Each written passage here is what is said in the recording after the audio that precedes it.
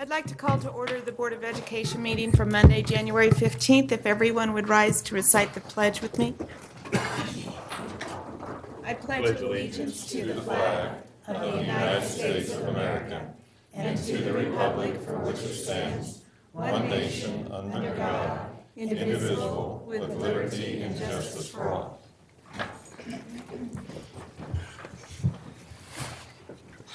All right. Okay, please let the record show we've got all board members present. Tracy Rankin is not here, but she is on her way, so she should be here in less than an hour, is what she told me. So I'd like to welcome Pamela Preston, our new board member. Dr. Dirksen, if you'd like to. Absolutely, and welcome everyone here tonight, too. Nice to have a big crowd. I also point out that Ramona Nance is absent tonight, excused. Her husband's had quite a medical scenario and is getting home today, actually, and so she's with him. Yolanda Offerly reported in that she's just totally under the weather and not able to be here. I'd be remiss if I didn't take time to point out that we are also missing tonight our school attorney who passed away this weekend, shockingly. And I would just share with the board and the gallery that Friday, the last thing I did before I went home was I called Ken Strobel to go over the board meeting and talk about some things that I wanted him to do. So I'm sure he's looking down, smiling at me as I'm going to have to do those myself tonight. So anyway, I just wanted to point out that Ken's absence and duly missed and sure unexpected. So. Absolutely. We will miss him greatly. Yes. We need an adoption of the agenda, including the supplemental personnel report. I make a motion. I'll second it. We have a motion by Tammy and a second by Jeff. All in favor? 5-0. And I did forget to point out, but currently we have 6 board members, and so we need at least 4 for a quorum. So we are within our, we can conduct business. So, Madam President, may I expand on that a little bit? Absolutely. Especially while we're one short. If you find out you're going to be absent, please give us a notification that you can't be here so that we can make plans and that sort of thing. Because if we fall below the 4 number, we can't even conduct a meeting, as you understand, or at least can't take votes and any official business. So I just really want to stress the importance of that, and it looks like that was a short hour. Very good. Safe driver. Safe driver. Teaching driver's ed and got here in a hurry with no speeding involved, right? Absolutely. Or else she knows the police officers. I don't know. Okay, let's see, we voted on the adoption of the agenda. Tammy, you were able to look the bills over? Yes, and I had a couple of questions, but they answered. Everything was good. Okay. I make a motion for approval. Okay. I'll second that also. All right, we have a motion by Tammy, and I think Ryan was a little ahead of Jeff on the second, so we'll give that one to him. All in favor? 6-0. Okay, we have special presentations. We'd like to, again, welcome Pamela Preston to the board. And I thought it would be appropriate if Pamela would step forward and we'd take a picture. We want to put it out on Twitter and all that with the new election process that passed across the state. It's totally different for school districts everywhere for board members to come in place in the middle of the school year. And I just want to recognize that, and we appreciate your willingness to be a part of the school board and the community serving in this way. And we want to spread the news out on social media, so please come with me.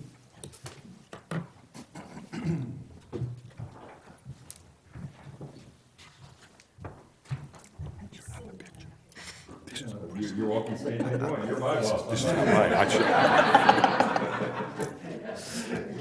can still get in. I can look between them.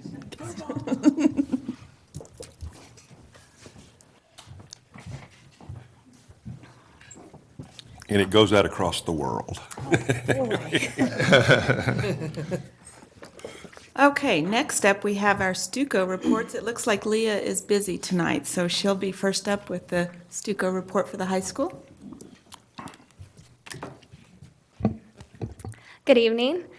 So some of you may know this week is TOC week, and so the Rowdy Reds leaders within Student Council have picked the student section themes.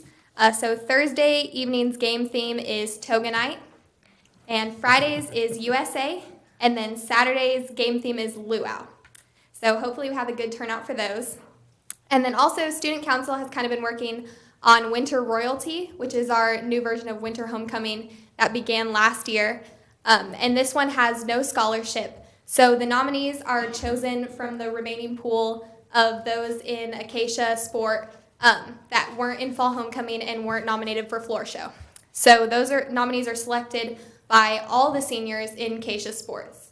And the date for Winter Royalty is February 2nd. So Student Council will be preparing for that soon. But that is all I have for you. Do you all have any questions? Nope. Nope. All right, thank you. Thanks, Leah. All right, next up, we have Ephraim Martinez from Comanche Middle School.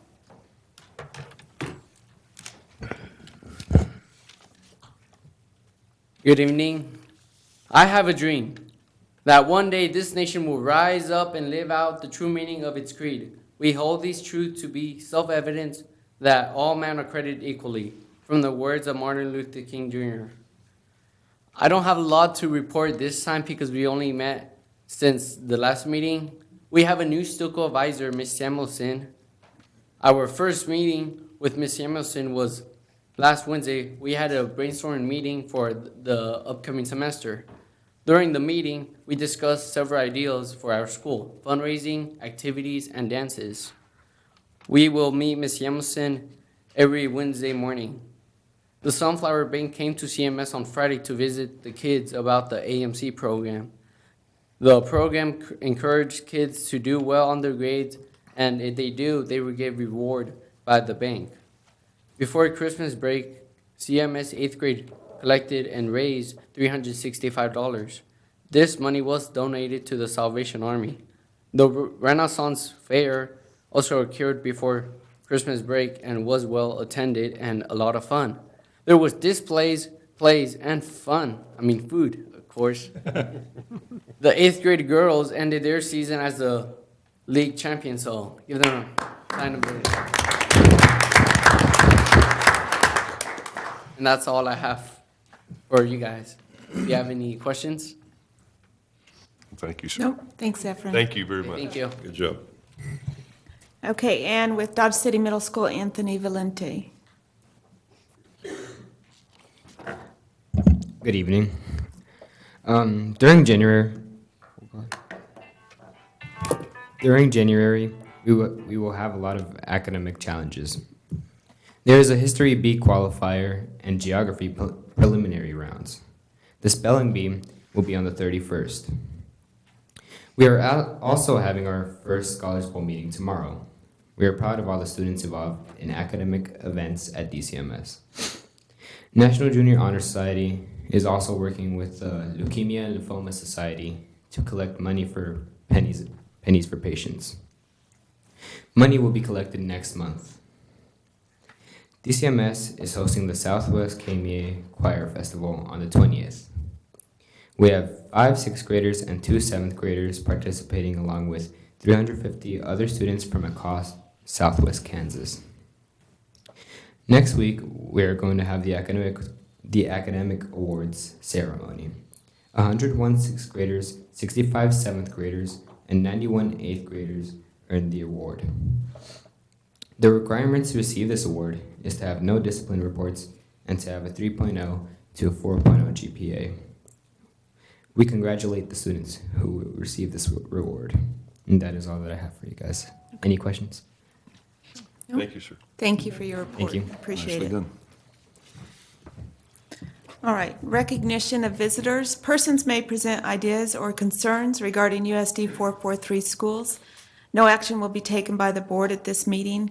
Personalities and behavior of employees are not to be presented during this period, but are to be reported to the employee's immediate supervisor.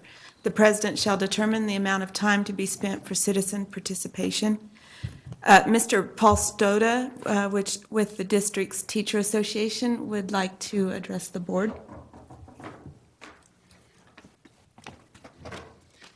Yes. Chaim Gedolia Rickover was born in Poland in 1900. His mother brought him and his sister over in 1906 to avoid Russian persecution of the Jews. His American name became Hyman George Rickover and was known as the father of the American nuclear navy. Rickover was quoted as saying, "The man in charge must concern himself with details. If he does not consider them important, neither will his subordinates. Yet the devil is in the details. It is hard and monotonous to pay attention to seemingly minor facts. In my work, I probably spend 99% of my time on what the others may call petty details. Most managers would rather focus on lofty policy matters, but the details are ignored. The project fails. No infusion of policy or lofty ideals can then correct the situation." Rickover eventually became one of my heroes after suffering through nuclear power school. I didn't care for that, but I appreciate it. I know that each of you have different reasons for being on the board. I know that some of your goals have come to fruition, and I know that some goals have not. What I do know is that you have been willing to sacrifice your own time to lead where so many are neither willing nor care. When I was at Sterling College, I changed my major to accounting at one time. I received an A on every test, but I could not force myself to do the homework and only earned B's and C's for grades. I know after 1 year of these courses, I could never be an accountant, and I know how monotonous and sometimes painful it is for you board members to look over budgets and legal documents. With this being said, with this being the School Board Appreciation Month, the DCNEA would like to thank you for the service to our community, our students and families. Making decisions that affect thousands of people, employees, and our children's future is no easy task. Your leadership and careful consideration for the many factors and facets of education of your office are more appreciated and little envied. May your continued service be rewarding, and may your actions as board be wise and true. And honest, I swear those pretzels were nice and hot when I brought them up to you guys. They were Walking out to the nice car. anyway, let me tell you. Okay. Thank you very much. Thank you very much. Thank you very much. Appreciate that a lot. Very nice of you. Very nice. Is there anyone else that would like to address the board at this time? Okay, we'll move on then. Next up, we have the consent agenda. We have the approval of personnel, approval of minutes for the December 11th board meeting, approval of the 2018 KAR SP Foundation Classroom Grant application for Lynn, and then approval of the ELK Grant Kansas Preschool Program for Bright Beginnings, approval of the Kansas Early Head Start Home Visitation Grant application, and the Head Start Child Care Partnership Grant application, and the Head Start Early Head Start Ford County Grant application, all those for Bright Beginnings.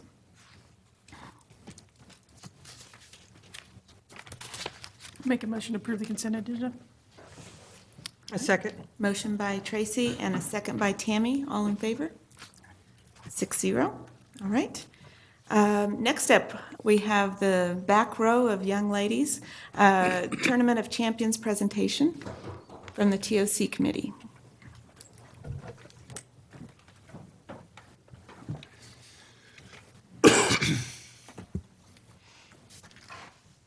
Good evening. We are the senior chairwomen for the 2018 Tournament of Champions.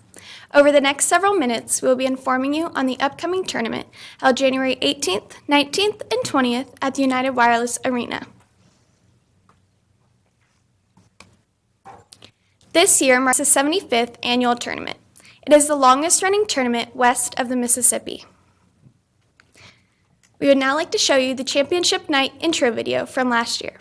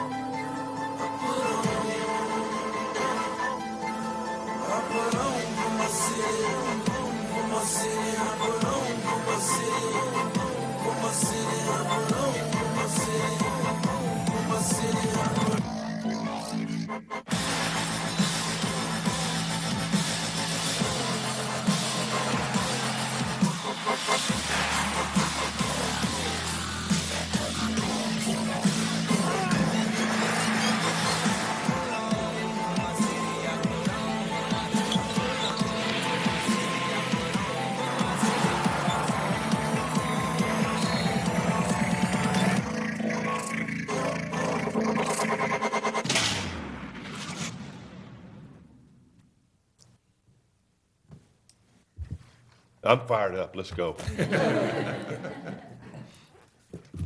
Again, the tournament will be held January 18th, 19th, and 20th at the United Wireless Arena. TOC is a class taken sophomore through senior year. Some of the committee's responsibilities include Tournament of Champions, working scoreboard for volleyball games, WAC track, and helping with office work for athletic events. This year's committee includes juniors Catherine Greenleaf, daughter of Mike Greenleaf and Stephanie Lanning; Aria Nedler, daughter of Kelly and Tammy Nedler; Madeline Kalsher, daughter of Dave and Diana Kalsher; sophomores Elise Helfrich, daughter of William and Mary Beth Helfrich; Abigail Harding, daughter of Derek and Jan Harding. My name is Cameron Lowry. I'm a senior at Dodge City High School. I'm the daughter of Matt and Tavi Lowry. In school, I'm involved in Tournament of Champions Committee, Fellowship of Christian Athletes, Madrigals, Class Act Chorale, tennis, and swimming. My future plans are to attend Fort Hays State University and major in elementary education. I hope to then come back to Dodge City and become a third grade teacher. We'll take it. Done. The schedule of events for this year's tournament include, on Thursday the 18th, the first round of games begin at 2 p.m. The all-tournament academic team and current TOC committee recognition will take place before the final game. Dodge City will play in the 7 p.m. game on Thursday night. Friday the 19th, the tournament teams will read to the elementary students in the morning. The past 62 years of TOC girls will be recognized between the 6 and 7:30 game and will be followed by the cheer attraction. Dodge City will play in either the 6 or 7:30 game on Friday night. The special FCA event, the Maze, will begin at 10 p.m. Saturday the 20th holds the 63rd annual free throw contest. The former TOC committee reception will be held from 2 to 4 p.m. The all-time, all-tournament team recognition will take place before the championship game and will be followed by the DCHS band performance. The all-tournament awards will be presented after the championship game on Saturday night.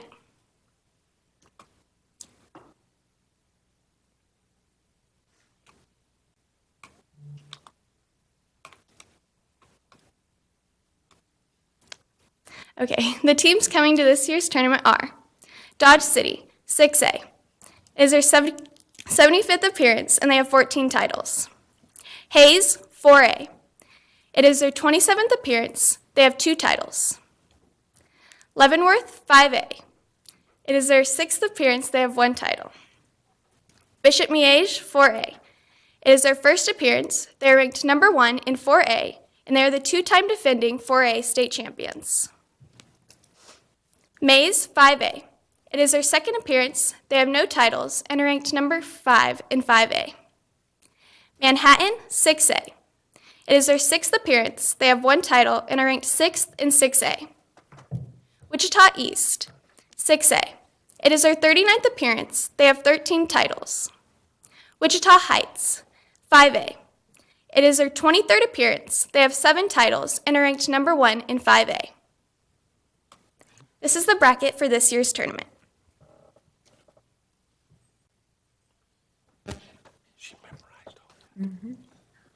My name is Leah Stein, and I am a senior at DCHS. I am the daughter of Mike and Colleen Stein. My activities include TOC committee, tennis, drill team, student council, National Honor Society, and Future Business Leaders of America. My future plans are to attend the University of Kansas and major in political science. I later plan to attend law school.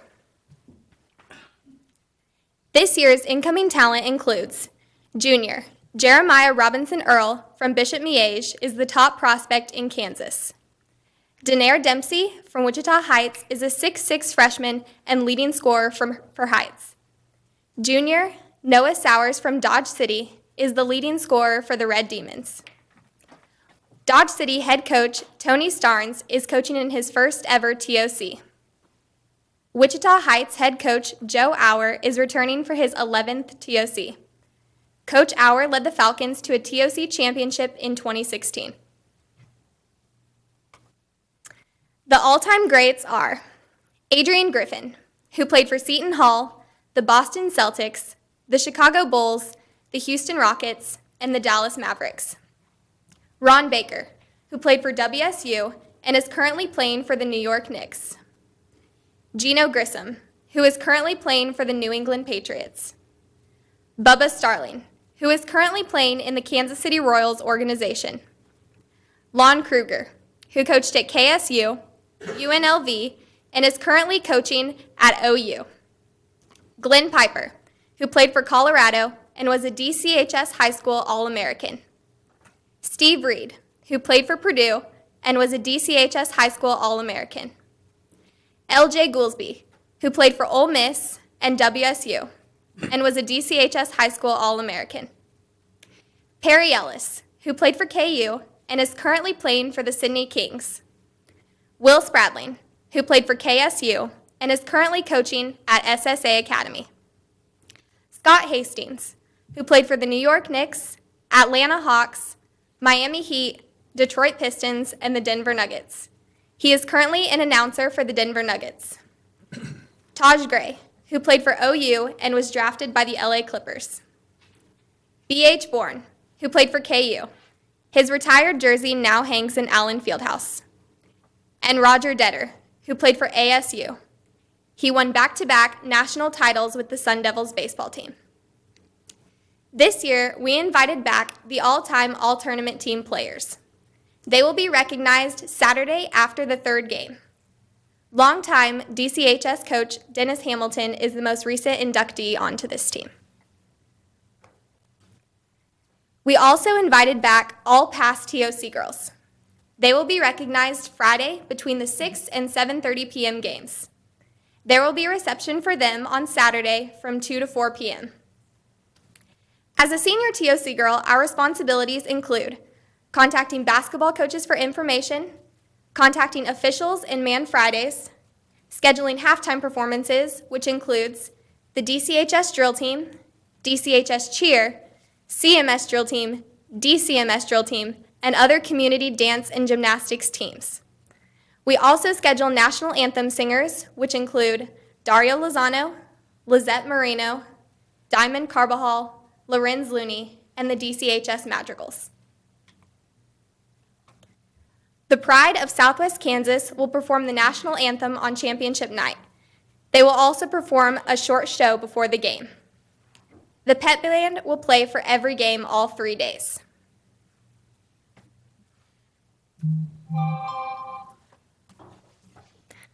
My name is Sydney Foster, and I am also a senior at Dodge City High School.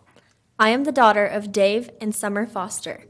My activities include TOC committee, cheer, drill team, track, student council, National Honor Society, outdoor club, and TALC. My future plans are to attend Fort Hays State University to major in business and marketing.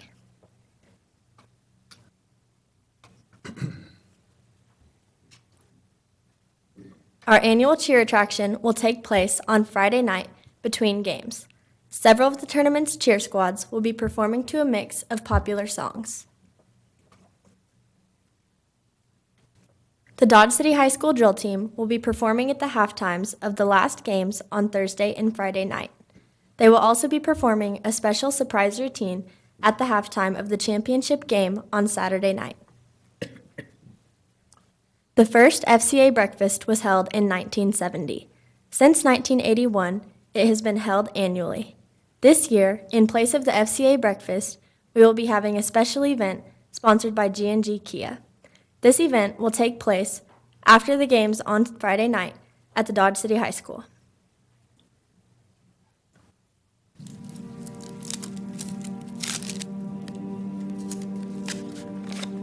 When you open a brand new deck of cards, they're in new deck order.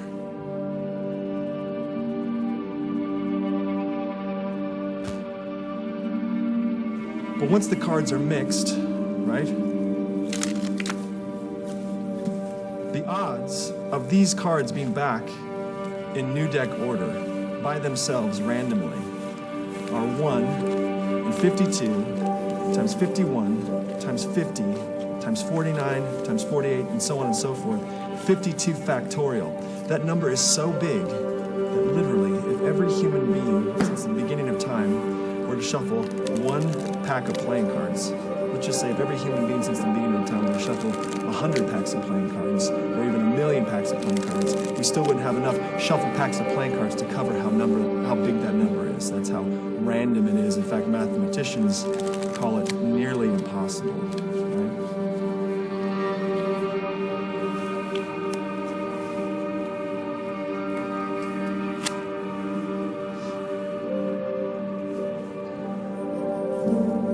Now let's talk about you.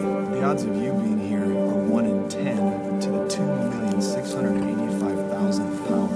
That's the equivalent of getting 2 million people together, like the entire population of San Diego, and giving them each a trillion-sided dice. They all roll this trillion-sided dice and come up with the same number, maybe like 10,587,672. So the odds are basically zero that you're here. You see, when we see order, when we see something complex come from chaos, we can't help but think that something is being purposed, that there's another influence, that there's a point to it. It doesn't happen on its own.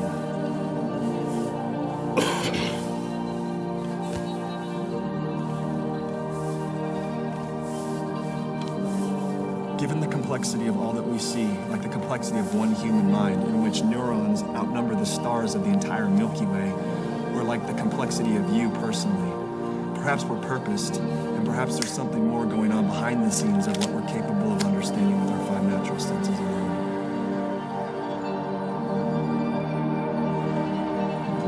So the question you have to ask yourself is this: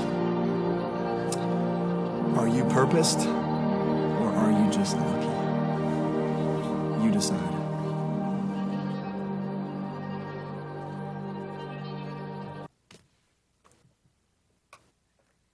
The illusionist act, The Maze, was founded by Jim Monroe. Jim battled with leukemia and underwent a bone marrow transplant. Through it all, he experienced a miracle and has gone on to speak at many conferences, corporations, and events worldwide. The Maze also helps fund Be the Match, the National Bone Marrow Registry recruitment vehicle. Our teams for 2019 include Dodge City, Newton, Derby, Shawnee Mission South, Junction City, Hutchinson, Wichita North, and Bishop Carroll. Our corporate sponsor for this year's tournament is Western Plains Medical Complex. Other sponsors include Dodge City Community College, United Wireless, Forget Me Not Farms, G&G Kia, Rotary Club, Lions Club, and Kiwanis Club. Tickets are available now online at Ticketmaster.com or at the United Wireless Arena box office. You can purchase reserved or general admission seating for the entire tournament or for a single day. In conclusion, the tournament will start this Thursday, the 18th, and will run through Saturday, the 20th. Games begin at 2 p.m. on Thursday, 1 p.m. on Friday, and noon on Saturday. All 12 games will be streamed live at dchssports.com with audio provided by Z98. Thank you for having us here. Any questions? I believe you've touched Yeah, I every think you covered detail it. imaginable. You did a great job, ladies. Thank you. One of my favorites. Thank you. I'm so glad you come and present to us every year. It's great. You guys memorized all that. Yeah, that's They're young. Yeah. Is that the reason? Oh, my.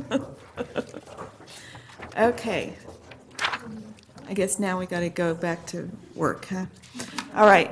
Next up, we've got an update on the Air Force Junior Reserve Officers Training Corps from Dr. Fortmeyer. Good evening, Madam President, board members, Dr. Dirksen. I do not have the figures memorized. Come on. But we did conclude our survey of students that will be high school age fall of 2019. We went from all the 6th, 7th, and 8th grade, and then the high school students that will be there in fall of 2019. We broke it down, definitely interested, and possibly but wanting more information. The desire to enroll is the most important question that we have to present on our application or in April. So you'll see that we have 250 students that have said they're definitely interested, 389 that are interested, and then there's 613 desiring more information. 1,878 total surveys were submitted. We have the column on the right below the desire to enroll are different activities that the Air Force Junior ROTC will offer our students. And so we wanted to just kind of see what the interest level, what might be some of the largest areas that we want to concentrate and make sure that we have for them at the start.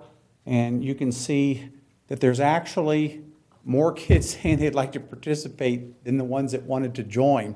So there is definite interest in, like if you look, 435 students that want to do orientation flights and glider flights with the Civil Air Patrol, 579 want to desire to fly in military aircraft. So if we can get those scheduled pretty early, we probably have a good chance of doing some more recruiting. But when you look at desire to be on the rifle drill team, that you saw that video where they're doing the flipping and the precision marching with rifles. The one below it is the unarmed marching precision drill. And the color guard was important because that's the one that we serve so many community functions with and also do like the funerals and those type of things. But there's about 156 to 160 in the rifle and color guard. That's very, very strong numbers of kids that will be giving back to their community and doing intense competition drill. Those will be very strong competitively if those kids really do come out and participate. We could have many different color guards serving this whole region with those numbers. So wanted to give that to you so you know that we are well into the range for us to be able to apply. I think the Air Force will be very pleased with those numbers to start a unit. So we're hoping this is the first step, was to see if we had student interest, and we definitely do. I just wanted to share that with you just as we progress towards the turning into the application for April 1. Great. Thank you. Any questions? Oh, that's great. Thank you. Thank you very much. Okay, Public Information Office. Okay, and I'm filling in for Yolanda in her absence, and board appreciation. We have certificates of appreciation for each board member. Thank you. And she kindly put them in order, so I'll pass these out. And appreciate that. But certificate of appreciation to each of you, a grateful appreciation for dedicated service to the children of this community as a member of USD 443 board. Gee, she gets Dated this date. a plaque on her first meeting? Yes, because she's. That's doing the right. same thing. And then we also have two nice gift certificates here. One for green bean coffee and the other for red beard coffee, so. Thank you. Nicely done, and, Thank you. I'm going to think this happens every meeting. I'm going to think this happens yeah, every yeah, well, meeting. it doesn't happen in every. Yeah, hold on to this, because Now, I do think it's appropriate if we could have you all stand even where you're at. I'll have Regina take a picture of you with your certificate, and The one night I don't wear a suit.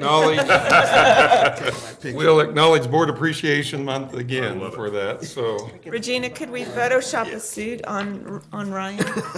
That is a good point. I just put the certificate in front. Photoshopping. Do you want us to scooch together? Yeah, I think just standing together, whatever Regina, she's taking the picture. I just didn't want to. Yeah, stand behind us. You still have on red.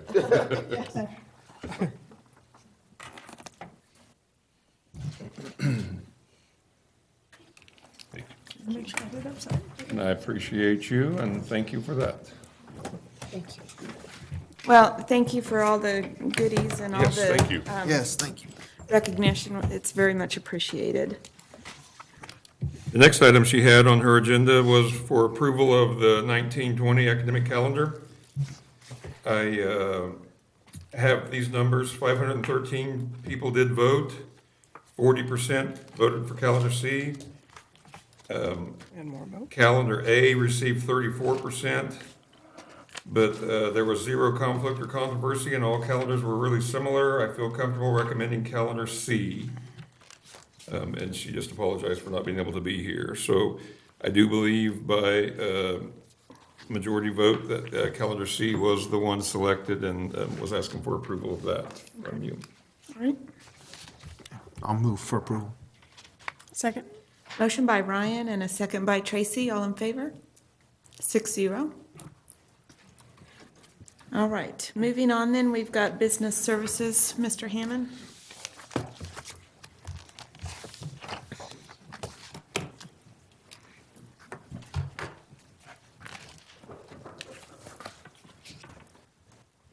This evening, I'd like to introduce those who may not know Diane, who's our transportation director, who's going to somewhat kind of present the fleet rotation, first of all, that's found on page 33 of your board agenda. So Diane, if you want to kind of talk to that issue.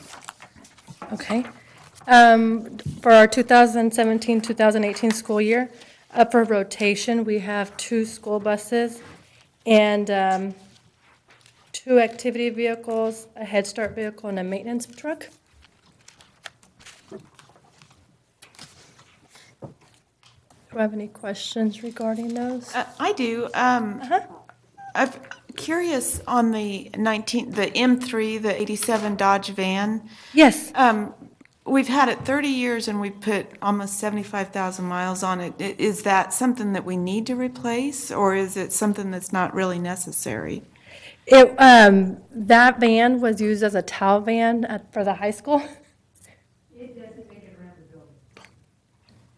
And what I'm actually, as you can see at the last page, number 5, specialty vehicles, I have moved previously vehicles from that are not that don't have very many mileage into the specialty fleet. And what I will be doing for them, because I'm asking them how are they transferring the towels, and so they're using, some of them are using personal vehicles. Well, one of the A1, we have the option to retain it, and so what I'm going to do is move that Chevy Impala to the high school so they have that accessible. Yes, ma'am. I'm new, but I was just curious if there's any place that there's a list of, we have this amount of buses, and we have this amount of pickups, and we own this amount of Yes. SUVs. And because when they're all mumble jumbled like this, I get kind of confused trying No, to that's figure out okay. what I we're have a list separate from buses and then from vehicles. If you would like to get one, I have one. And then are they a certain year that they are? Yes. to be rotated? Well, these are separated by the years that they come up for rotation. But would that be on that new list? We could add it on there if you would like. That would be great. Yeah. We could put it on the list of the year. We might also, this even gets worse because it's not that we just have buses. We have regular ed buses, which runs by one set of standards, laws, et cetera. We have special ed buses that have a whole nother set of laws, regulations, operations, and then we have activity buses. So we will break it down by the different kind of buses we have. So She's taught me this over the years, and I think we, And vehicles, just that are. Yeah, and the vehicles, we have, Be helpful to me. sure, I can do that for you. we'll just send that out to weekend review, so all the board will get it. That'd be And great. another really question, are all the district vehicles the same color, the same logo, the same? No. I mean, obviously, the buses are all yellow, but. Right, all right. The regular vehicles, for example, Bright Beginnings has some vehicles. No, they're not all the same color. Our activity vehicles that we use, coaches might use or administrators might use, no, they're not all the same color. Maintenance trucks are all white. The transportation, the two trucks that we use, they're red. So there are Suburbans that we have for the special ed education, for the high school that they use, they're a different color. We don't just go by one. Are they all marked? They're all marked USD 443, yes. Bright Beginnings is marked by Bright Beginnings because they're paid through their federal grant. And that's a state law. All school vehicles have to have identifications. On, Diana, on Yeah. M20, Yes. that Head Start truck, again, it's 16 years old and it's got 50,000 miles. I just question whether we need to replace it. I mean, not that we need to keep driving that vehicle, but is there can we consolidate vehicles or do something so that we're not spending that kind of money on a vehicle that we're not really putting a lot of miles on? Once, M20 was a truck that was a maintenance's old truck, and for rotation that was coming up is A2, which was a 2008 Chevy Impala from Bright Beginnings, and M20 was being used for TEC and SOS to transport their children if they had things that they had to do during the day. And once I would have a vehicle available, which is a newer model, was a 2008 with lower than 50,000 miles, that could safely transport, because it's just the truck is just for 3 passengers, and the vehicle would be for 6. And so I would want to retain the Head Start vehicle for that use, because they were using M20 to transport their kids. So what, you took that out of one That specialty, service yeah. and put it into another one? So Yeah, I you tried are to. looking for places to use these Yes. vehicles whenever? Yes. Okay. So is that just classified as Head Start, or is that paid for by Head Start? That is paid by Head Start because their vehicle, that's their grant. And the difference in the price of it is because they have regulations that they have to have certain, like backup cameras and stuff like that. So their specs are different from our activity vehicles.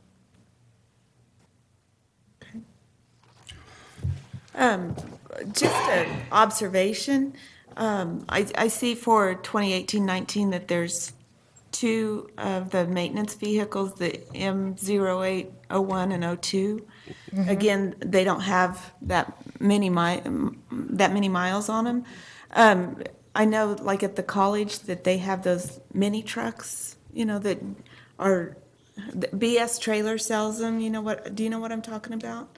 Oh, yeah. I don't know if that's something that would, I assume the cost of them is less and then, they, I assume would get better gas mileage and things like that. That would be a Chris question. Yeah, I see Chris already has an opinion on that. Well, my only concern is the college stays on campus. Yeah, that would be a concern. And we send people all over town. I have seen them off campus. I know, I have too. But we move them all the way across town from school to school probably every day. Yeah, our minimum is a 3/4 ton, 4-wheel drive pickup is what we want to stay with. Because we'll put plows on them, and those mini trucks just won't handle the snow like we have to handle.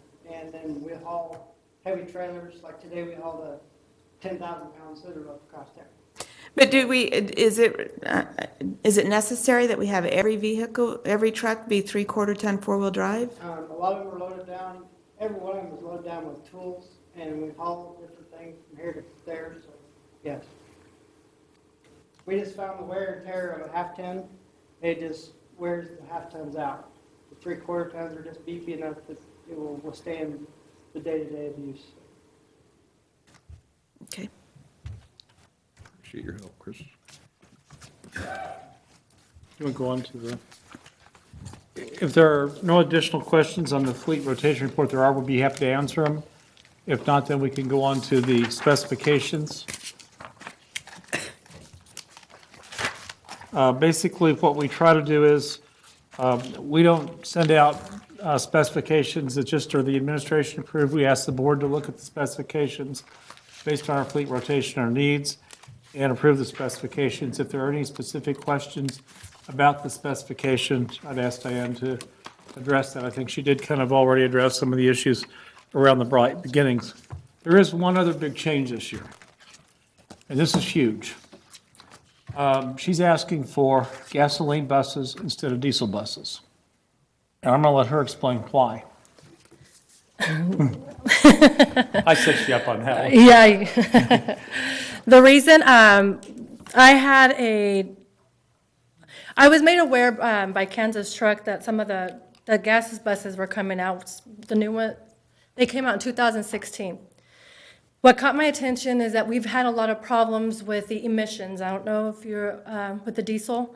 It's very costly, and it's really hurt my budget, to be honest with you. And so with gas buses, you don't really have to deal with emissions. But my biggest concern was because we carry, when our buses are full. And so they had a demo bus, and they brought it to us in November, and I wanted to test drive it just to make sure it had the same amount of power as a gas bus. And we really did like it, and we think that it would be useful for our fleet. Also, another thing is that we won't have to worry about gelling on diesel, which that's a big plus. You don't even have to have the buses plugged in. I contacted Joe Smith. He's the transportation director from Washburn, because they have purchased 3 of the gas buses, and they just put in an order for 4 more. They absolutely love it. They haven't had very many problems with them. He said that the reason that they switched to gas was the same reason why I told him the emissions problem. One example, just to give you how sometimes a gas bus compared to a diesel, we had an incident occur that a bus driver was on 107 Road, and after she went over the track, it was washed out, caused damage on the exhaust, ripped the exhaust out. To repair that bus was $25,292 due to the emissions. So I had Jeff, my mechanic, contact Kansas Truck to see how much it would cost to repair just a regular, exhaust as a gas, and it would be $3,822. If that just kind of tells you what I'm dealing with emissions. So I really would like to give it a try. The only type of bus they have is a Type C bus, which is a long nose bus right now for gas buses.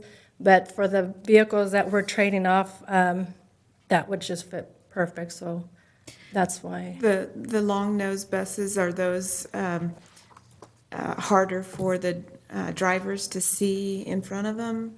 Some of them actually really like them because the accessibility to the driver's seat, they don't have an engine sitting right there that they have to jump over. So. What do they estimate the difference in fuel cost on the diesel and the gas? Right now, since if you would have asked me that 5 years ago, it would have been tremendously.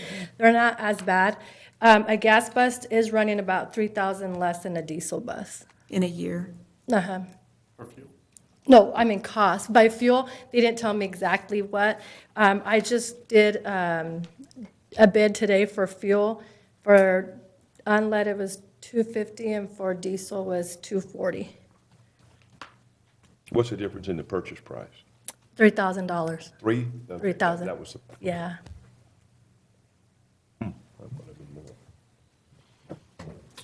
And so on this consideration sheet, the bright beginnings vehicle would be, you're looking at doing the 6-passenger vehicle instead of? They will prefer a Suburban. Is that because they're transporting students in a Bright Beginnings vehicle? That was what the request came in, Debbie.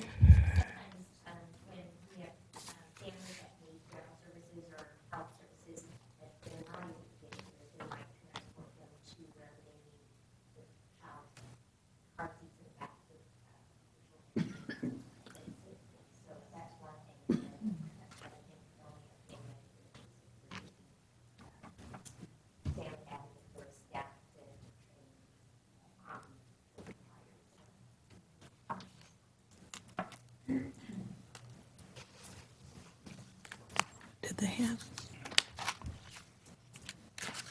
Vehicle did they have? They had the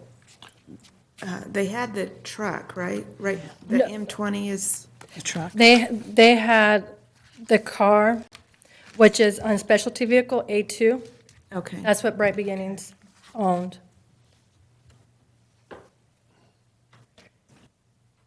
And So the M20 Head Start vehicle that you're wanting to replace, Yeah, because it'll be the trade-off for their vehicle that they will be getting. so you're going to trade off the M20, you want to trade off the M20 M20 for the for their Suburban? vehicle that they will be getting. Instead of the A2. Yes, ma'am. There you go.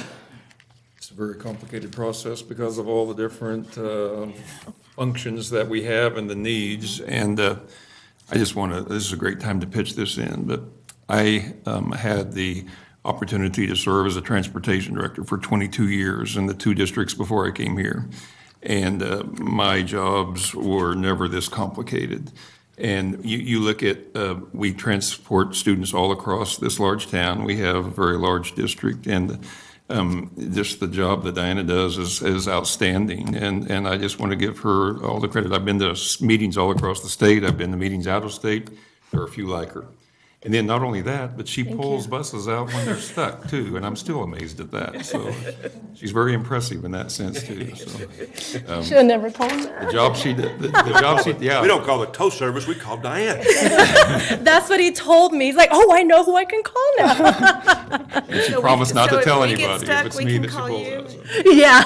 But anyway, I appreciate it, and I appreciate your concern too, because you have a right to ask all these questions, but And it is the kind of complexity of it is confusing. really intense. It really is when you look at it. Roughly speaking, how many yellow buses do we have? 7? 52.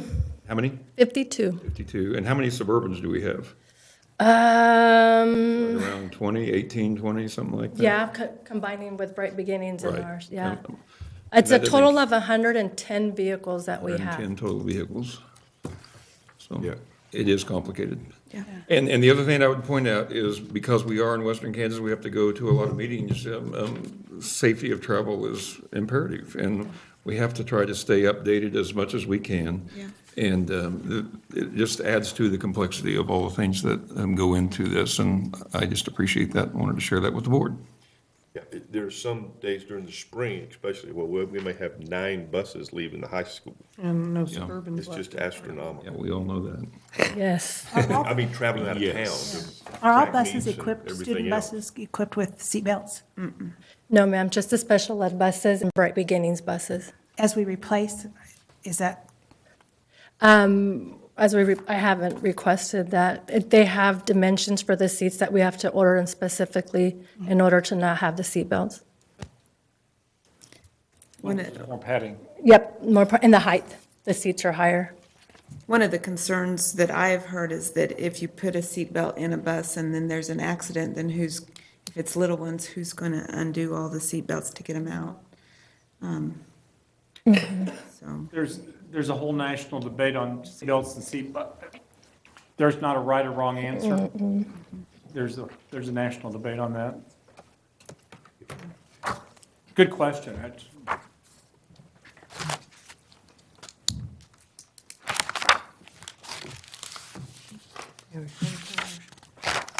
One more question just for the fun of it. Okay. just for the fun of it. The 2 buses that we're getting rid of, are they to the point where they need to be getting rid of, or are they just in rotation? Yes, no, they are to the point that they need to get rid of. One of them, the engine is out, completely out. The other one, the transmission is not working. We've had a lot of problem with that style of bus. So they're out of service anyway? Yep, they're the ones sitting at the, Okay. So the new route buses, are they the same, do they hold the same number of passengers as those? yes, ma'am, they do. I'll make a motion to approve the purchase. That include the gas? Absolutely. Okay. I'll second it. Motion by Tracy and a second by Jeff. All in favor? Thank you. 0. Thanks, Diana. Thanks for the questions. The next item this evening is the to ratify the purchase of furniture for Northwest Elementary and Sewell Elementary. We received the bid information from Tom Montgomery really too late to put on the last board meeting in December. And so I was just going to put it on just January, but I was informed that it might not get here in time for the buildings to be open. So we basically went ahead and ordered the furniture, and I'm asking the board kind of after the fact to ratify that purchase. It is $50,000 under budget, so we definitely have the funds made available. This has been worked out through the architect and so forth. The interesting thing about ordering furniture, we were aware, for example, that some things were going to take an increase the first of the year, but if we ordered them too early, then they'd end up charging us storage for a period of time, which was more than the increase. So we've been trying to look at every furniture budget and make sure we're doing the right thing. So anyway, we did go ahead and get this ordered in December for Northwest and Sewell Elementary, and we'd appreciate this evening if you would approve these recommendation for $50,000 for furniture group 2 for Sewell Elementary, or excuse me, first group 1 for Northwest at $50,776.85, group 2 for Sewell at $100,276.57, for a combined total of $151,044.42 from Office Plus, and furniture group 3 for Sewell Elementary in the amount of $15,146.70 from John A. Marshall and Company, and that's a total of $192,192.12. I had one question. You mentioned here that the architect analyzed each space to determine the furniture needs. Yes. Were administrators or teachers given any yes. opportunity to put some input on that? Yes. Yes. I think everybody's had ability to talk, look, touch, everything, yeah. And, yeah. How many bidders do you have? I think there's, I'm trying to remember, let's see, the office price. I think we had 2 or 3, as I remember. Yeah, on that. I see them here. Yeah. Very good. I've got a question, Bill. We've got Northwest and Sewell here, and I saw that we got communication that we're getting bids ready for the high school, middle Yes. school, and Central. Yes. Did we order new furniture for Miller with their new classrooms? Yes. That was, I didn't Chris, remember. what did we order for Miller? I think we ordered for all the classrooms at Miller. Yeah. Yeah, okay, I missed that. Yeah. Okay. And that's been one of the issues, because everything isn't done at the same time. We're Right. trying to get Keep just-in-time furniture, which Yeah. has been a challenge. Mhm. But I think we're doing pretty well on that, yes. Okay.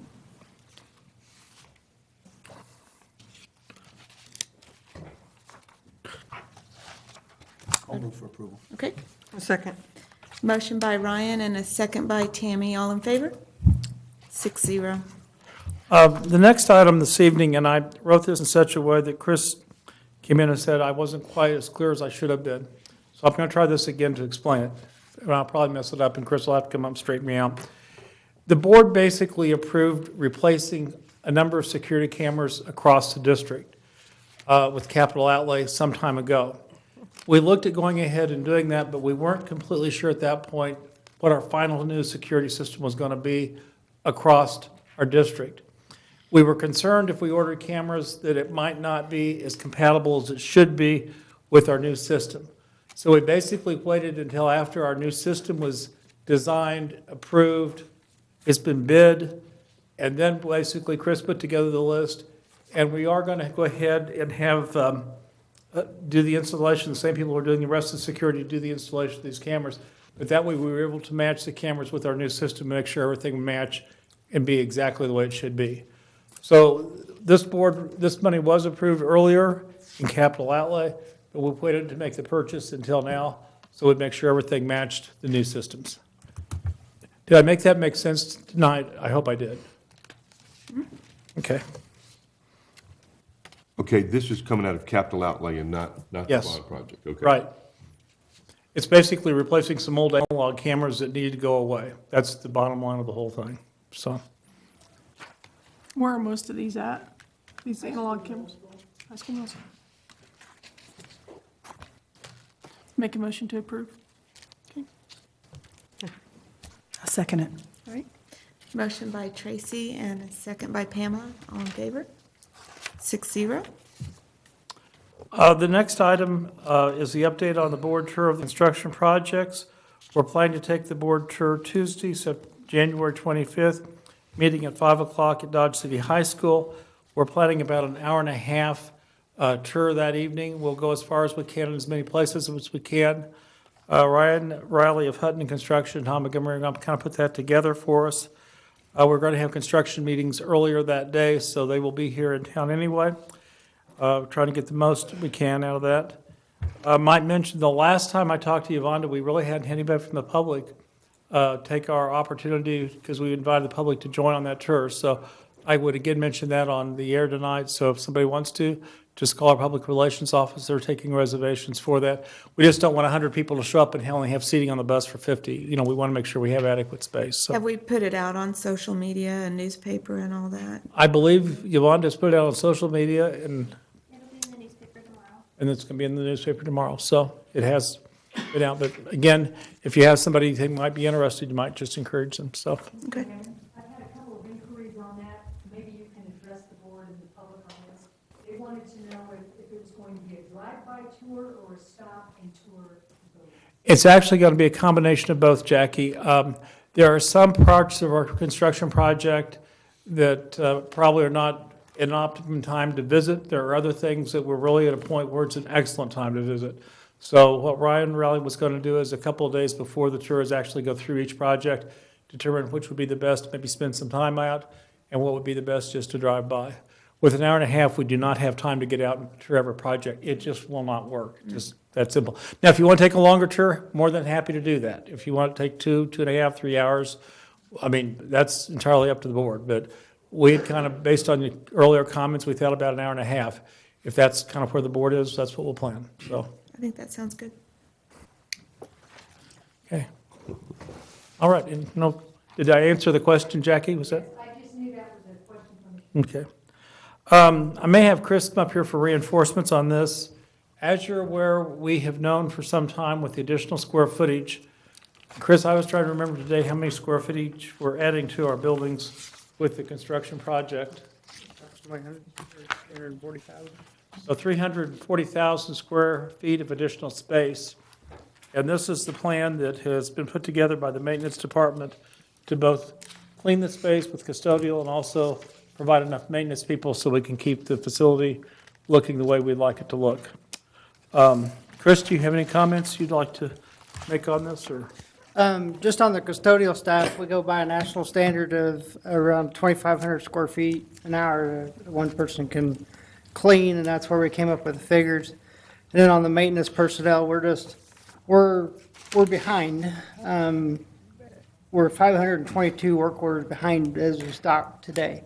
So we've evaluated all of the maintenance department, and we feel that these positions would help us try to keep up and be more efficient when we have emergencies. Right now we have one HVAC person, which I did a quick count. We have like 1,300 major pieces of equipment we take care of across the district.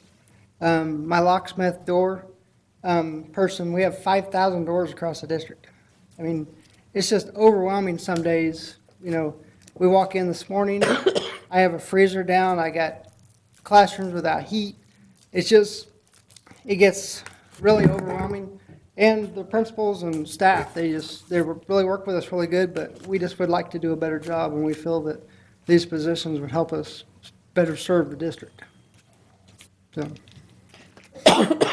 The positions requested are in addition to what there already is that it? Yes. Yeah. This came about as a result of the bond projects and the expansion Expansion of the as we building. added into the needs that we already have. Does it have take into account anything about how many pupils are actually in each attendance center? Or is it just totally square footage? It's just the total square footage and the amount of items we just have to take care of on a daily basis. And that's if there's no emergencies. So.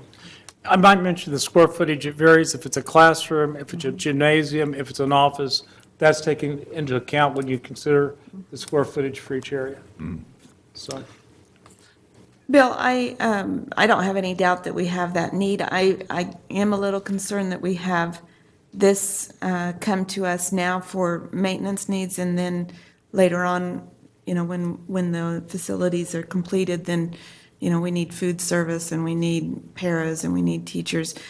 Budget-wise, Budget is always going to be a challenge. We put some money away almost 2 years ago in the budget, basically for the custodial, because we knew the custodians were going to hit.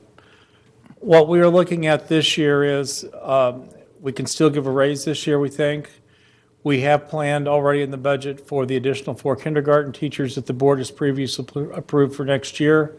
I know there's some other requests kind of in the pipeline, if you will, for additional paras, some additional teachers. I don't know what the extent of that's going to be. If the board felt like they want to, I do think we've got to do the custodians. I'm going to be very candid. I think that's just, we've got to get that done if we're going to keep clean buildings. I mean, I have sat down, and I think Dr. Dirksen can say, and Chris, I've asked the question, what happens if we just clean rooms every other day? I was given an emphatic no, we want our district cleaned. That's just what it is. Right. If you want us to look again at maintenance with the other positions that come forth, we can sure do that. This is going to take quite a bit of the raise next year. We have been given some money already from the state. It's been approved. That's kind of, this is a good hunk of it. And like I said, the 4 additional teachers that we applied, and we know that we're going to have some other positions throughout the district. So This also is a responsibility of the bond issue itself, because when we acquire the additional space and the additional classrooms, there comes with it the responsibility of the care and upkeep for them as well. And this has been more scrutinized than what we plan on bringing in February, I believe. We're still working to get together on some additional staffing that we think we need to have, and some of it will be on a dream list. But I don't think after going through this that we consider this much of a dream list. We feel like it's a responsibility and truly a need, and just a continuation of what I've said, trying to take care of the facilities that we have and that we've added. Well, the size of our plant is staggering. It's about $500 million worth of buildings and equipment and things. And I don't know how in the world you could hire enough people to take care of all the equipment. And unfortunately, in southwest Kansas, there's not a whole field of experts out there waiting to come to work. Well, that's what I was saying on the maintenance people. I don't know where you're going to find them. It's going to be tough. It may not money that'll be spent because you just can't find them. We're having a good time here, and a lot of people want to work here, so we're just counting on that. There you go. There is kind of a funny thing. When this was presented to Cabinet, Ramona said, our HR director said, I'm in favor of everything except the HVAC guy. We don't need another HVAC guy. And I looked at her, and she could see the look on my face. She said, Bill, I don't want to have to try to hire another one. Right. I know it's. I mean, electricians. before we raised the salary on HVAC, we were a year without an HVAC guy in our department. They're that hard to find. Vote for VOTEC, isn't it? I mean, if somebody wants to make a living, go become a great HVAC guy. You will get a job, and you will earn a good living. It just, it's what it is, so. Anyway.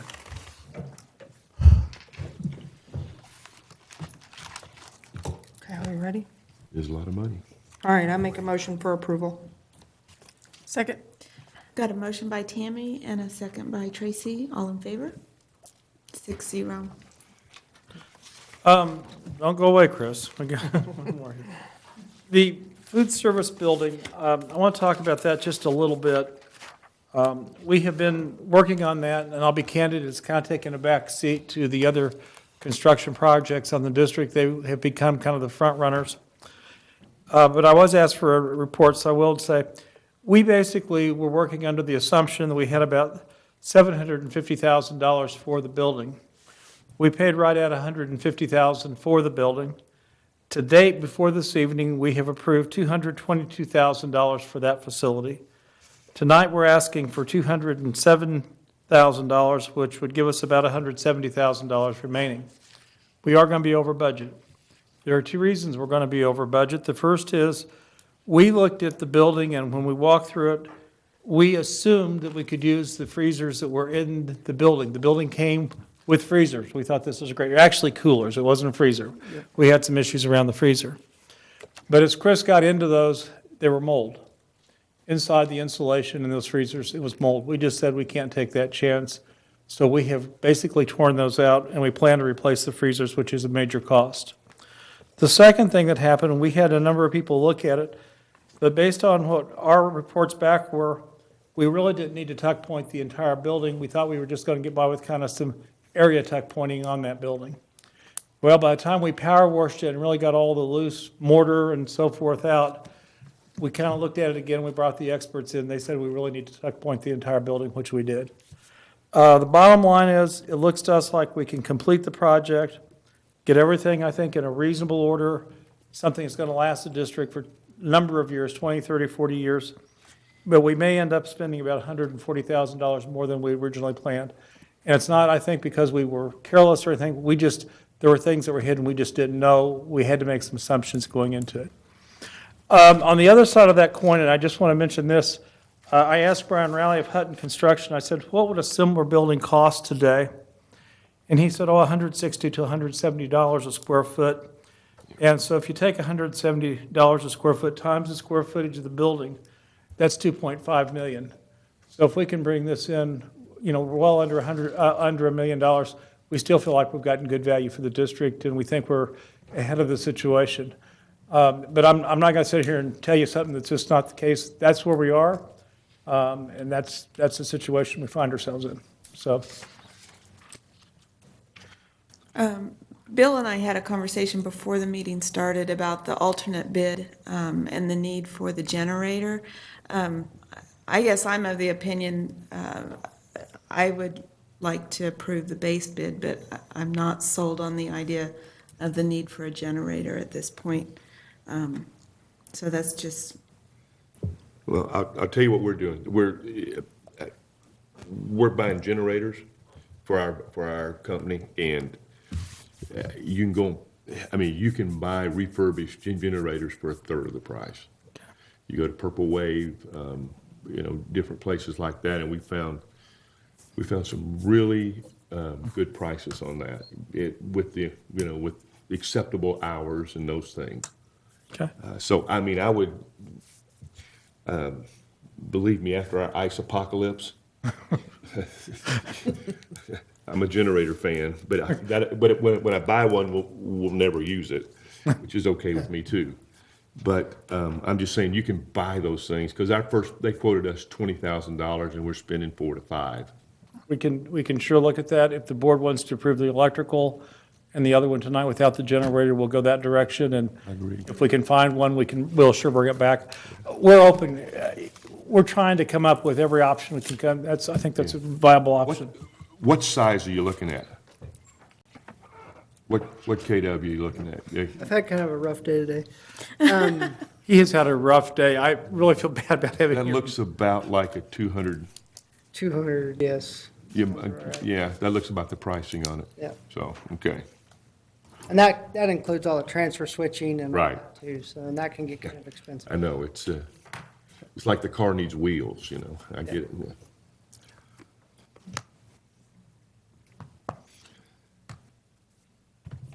Thoughts from others? No.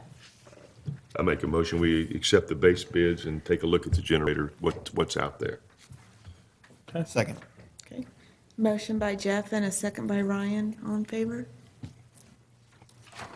6-0. And then the last thing is the HVAC or the plumbing, whatever. Basically, it's Wagner Corporation is the bid on that one. I'm in the wrong business, Jeff. I should have been a plumber. I'm sorry. I know. Bill, does that decision change? That changes the winner of the bid, doesn't it? It does on the electrical. It goes Yes. to- Okay. Yeah, and both electricians are excellent. I mean, either Davis or Haynes It's AG. or AG. Yeah, that'll be the base. So that'll be the base of that. I mean, I think they're good too. Now we're going to the plum. That's what I thought. So back on the electrical, then AGE would be the Be the winner. base bid winner. Yes.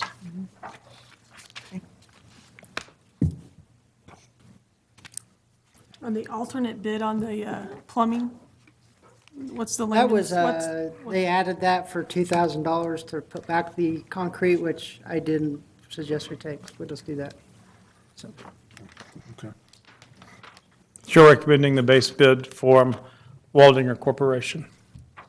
You comfortable with Waldinger? do what? Yeah. You comfortable with Waldinger? Yes. Because that's a huge discrepancy. Yeah, that's. Mm-hmm. It happens, Jeff. They did the most homework, let's put Yeah, it that way. if you're They were down comfortable, there if all you're the time. comfortable with them, I'm comfortable with them. I just want to make sure I that, don't think they missed anything. okay. Okay, so I make a motion for approval. Second it. Okay, motion by Tammy, second by Pamela, all in favor? 6-0. And the final thing for the food service building is the materials. The materials are split among 3 different bidders. And do you have any comments on that? Just materials we're gonna need for the furring out of the walls, insulating it, bringing it up where we can clean it, so. So, Chris, are your people doing those Yes. jobs? Okay. So, I mean, this sounds bad, but why would we, you guys are already 500 work orders back, and then we're gonna bog you down with this? Would it be easier to just get a contractor to do this? Up against a budget, basically. And this it's fill-in work where we get a day or two where we can squeeze in between projects, so. What's the estimated time it would take to get this done? We're shooting for 4 weeks, once we get the material on site to get everything installed. Good question. And I've got some extra help that doesn't take a lot of skill to put up stuff. We can just show them how to do it, and we can supervise them. I feel comfortable doing that.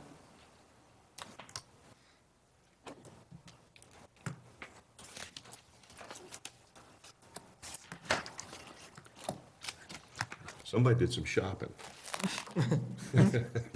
Wow. Yeah. I'll move. Okay. I'll second. Motion by Ryan and a second by Tammy. All in favor? 6-0. Okay. You, The only other thing I'd mention, the coaches, ADs, and principals did meet with Tom Montgomery on the middle school fields, so that you should have a report on that at your next meeting. And we're going to get that one figured out too and solved, and you're going to tell us what to do, and we're going to go on. But anyway, if you want to have a work session, we can. I don't know at this point. I think Jay's already gone, but I think they had a good meeting. I was listening on the phone, but I couldn't hear too much. I was on the road to a meeting Topeka for Schools for Fair Funding, but I think they've come up with some pretty good ideas, and we do appreciate Dr. Fortmeyer, who kind of ran out of that meeting for us. So we should have a full report on that at the next meeting. And if you do want another work session between now and then, we can do that. But Glenn, do you think we need to do that, or do you think we can pretty well give a report in the meeting of what they come up with? And I did share that information with the board, and the notes that Glenn took, I forwarded to the board, so they're aware of what was communicated there. And so I think they've already had that information. I don't think there's anything to rehash, because those are the facts. So we'll put that together. Thank you all so much. thanks. Thank you. I'm glad you're done. Yes. Sit down. Spending money takes a lot of work. Whoa. Ready? Yes, sir. All right. I have a few items, and the first one has to do with the KASB recommended policy updates. And if you've been following this over the last several years, this usually is a very miserable time because of the amount of policies that they've been throwing at us. And this time around, there's one. And it's one that actually has been talked about for a while. And then visiting before the meeting with Pamela in her training, this is one that's been talked about by them. It's a point of emphasis. What I think has been happening across the state that can never happen is there have been some votes taken in executive session, and that's totally unacceptable and never allowed, and nothing that I've ever seen or been a part of, and want that not to happen. Our past practice is a good practice, and speaking of transparency, is with board policy, we always have a first reading and then we take a vote on it. So this is literally the first reading. Provided as much information as was given to me as far as what the policy is, the change. And In my opinion, it's technicalities, because the number of reasons you can go into executive session hasn't changed, and the process of going to executive session hasn't changed, but they're very specific on the wording, and they're very specific on the action has to take place in open meetings. So basically, that's what we have. That'll be for you. We'll wait till the February meeting to approve this policy update. It was changed in state law. It does need to be approved by the board, but I'm trying to bring you along in the process. So that's what I have on that item. Any questions that I can answer there? All right. I think we're good. That being said, we move to the next item, which has to do with the board vacancy. And in this case, too, provided as much information as good. At least one document is a repeat. And we do have items included that show that we do have a vacancy. We are required by law to pass a resolution tonight that we do have an opening. Then we are required by law to put into the paper a public notice. And in that public notice, once it's in the paper and has been published, then you have to wait 15 days before you make a decision on replacing the vacancy. And there is no law on the process used for replacing that vacancy. I provided for you a question and answer sheet that I've given you once before. I've provided you, thanks to Ken Strobel, a copy of the public notice and a copy of the resolution. So that being said, I do need your approval tonight for both documents so that we can move forward there.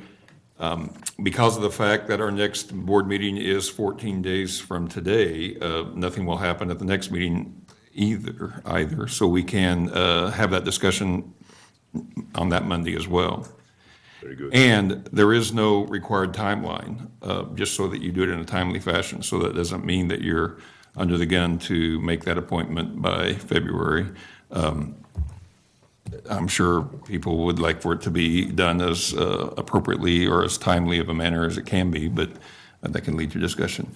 But bottom line is that comes down to the six of you deciding the process and steps that you want to take.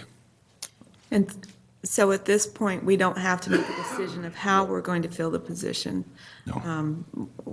Tonight, what we're voting on is to do the public notice that we do have a vacancy that we're going to fill. The resolution identifies that, and it gives the authority to publish the notice, and I did make a copy of what the notice would look like that we would put into the paper as soon as possible, and you'll approve the notice as well.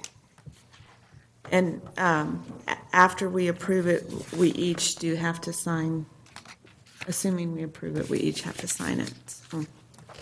I would make a motion, we approve the resolution to begin the process of replacing a board member. Second. Okay, we have a motion by Jeff and a second by Ryan. All in favor? 6-0. All right, and related to the public notice, which I would like to have your approval of as well, we did send this to Ken Strobel's office, and he and his secretary did work through it, and this is the work of that process. And it just points out that the relinquishment of the position, and that's how the vacancy was created, and that's part of what has to be in that notice, and that's what will actually be in the paper, and it has to be signed by the clerk of the board. So I beg of your approval of that as well. Okay. So that's a separate motion, Dr. Durst? Yes, Okay. yeah. Yeah, I'll move. Okay. I'll second. Okay, we have a motion by Ryan and a second by Pamela. All in favor? 6-0. If you're not passing it around already, are they passing it around? Yes. Make sure that everyone signs the resolution. Yes. And then we'll make sure Everybody stole the pen. signs the public notice. Ryan? Okay. Then that brings me to the last item, which is by contract in January, and it has to do with my contract. So I'm a little nervous after all the questioning and grilling that I've seen tonight in the different departments. I'm a little worried about where I'm at on this, but I'm willing to face the crowd because I've enjoyed the opportunity, and we've only just begun and off to a good start, and would appreciate an extension of my 2-year contract. It might be easier to find out rather than to go home and not know. I totally agree. Just let There me you say go. something. We'll stay here all night, because I'm not going through that search again. Really? I'm gonna get out. Thank Well, I think I speak for the whole board when I say that we're happy with the job that you've done in the past year, and I would be happy to make the motion to approve Dr. Dirkson's contract for renewal. A second. Motion by Lisa, second by Tammy. All in favor? 6-0. Thank you very much. Thank you.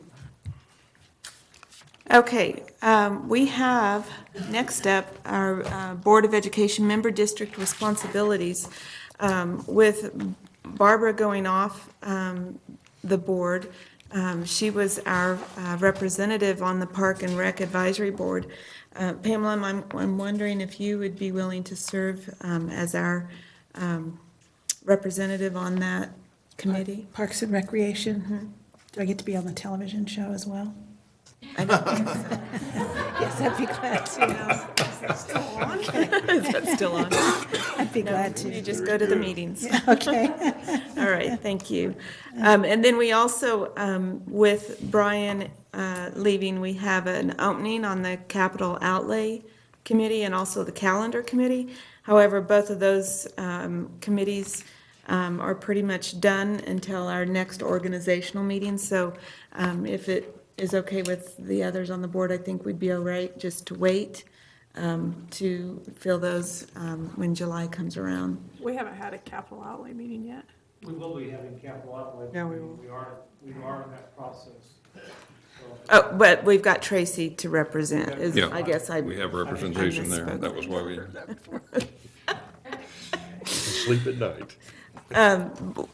So we also do need to assign, we had board members that, because of the way that the elections are now offset from our organizational meeting, we have the review of district bills open for the month of May and June.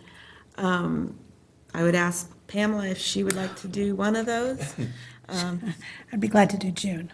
Okay, we'll put you down for June, and then we'll wait and see what May. Hopefully, we'll have another board member by then, and we can give them that job. Tell them what month they have. Yeah. So for our Board of Education member district responsibilities, Park and Rec Advisory Board, Pamela, do you have a report on that? She's a tough president, I'm telling you, Going she's well. tough. Very well. Very, very well. Okay. Bright Beginnings and Head Start, Tracy, do you have a report on that? We actually have a meeting this week, but I would just like to say, I've been on this committee for 3 years, and this last meeting was the liveliest parent interaction I'd ever seen in that. Great. And it got pretty in-depth. I hope I didn't stoke the fire, but, I mean, there was, from all around the room, there was a lot of interaction, and they indicated there was a lot of other parents discussing topics with them and bringing them back, both positive and improves. And it was a very engaging experience, and I was pretty proud of about how well everybody talked about things, no matter if it was something in their favor or not. And staff opening, active listening, involved, not trying to persuade the conversations anyway, just really engaging the parents.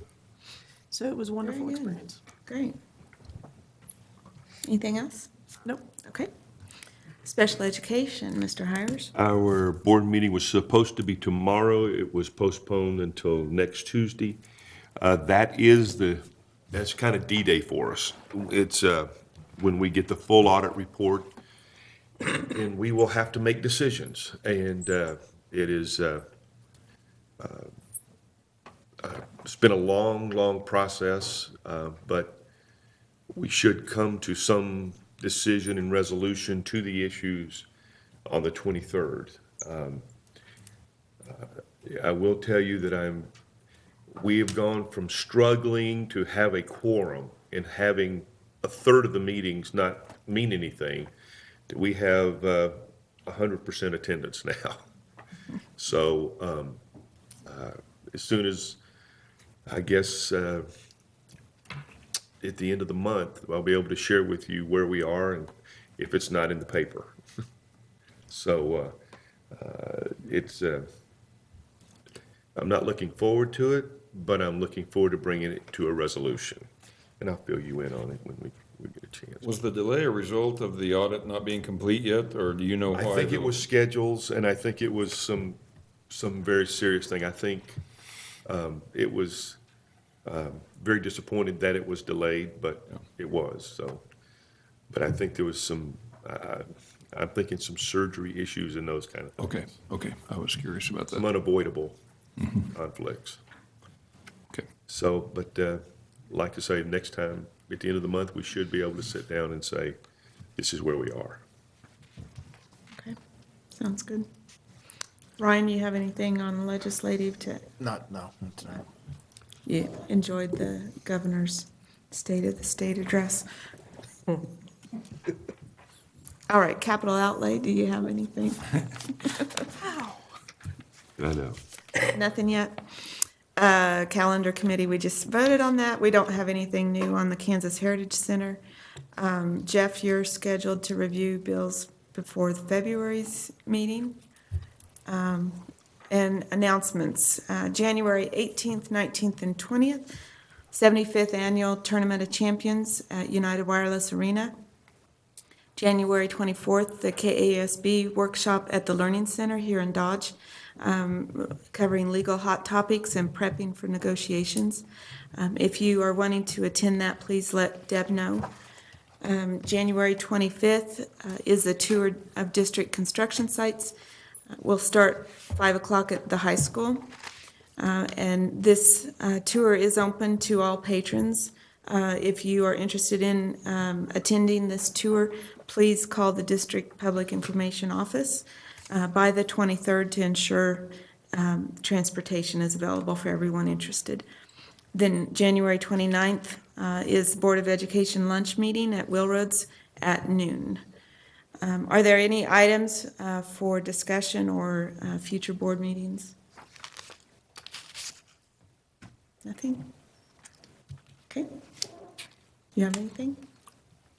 Not till the next item. Okay, next item. Next item on executive session, I do have a need for 2 executive sessions, the first of which would be for the, well, actually, we have the personnel, but I see Brian Delzite's here, so if we went with the property one first, we could at least let him go home. Okay. And he's waited patiently there, so I would like Bill Hammond and our realtor to be in executive session for, I think, 10 minutes ought to cover it.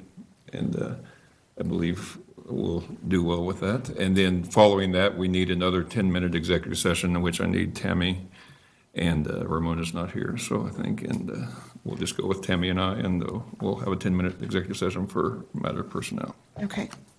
Deb, I don't have my, okay, thank you. So we need a motion to go into executive session for 10 minutes for the discussion, preliminary discussion of acquisition of property. If someone would like to make a motion for that. I'll move. No, second. Brian has a motion, second by Jeff. All in favor? 6-0. Okay. And then do we have to come out make of the executive motion? We have to come Yeah, back then we'll out. have to We'll come have to come back back out. out. Come back out and go back in. There might be an Okay. extension. All right. Thank you, Thank you all. everyone. Thank you, everyone. Thank you for your attendance.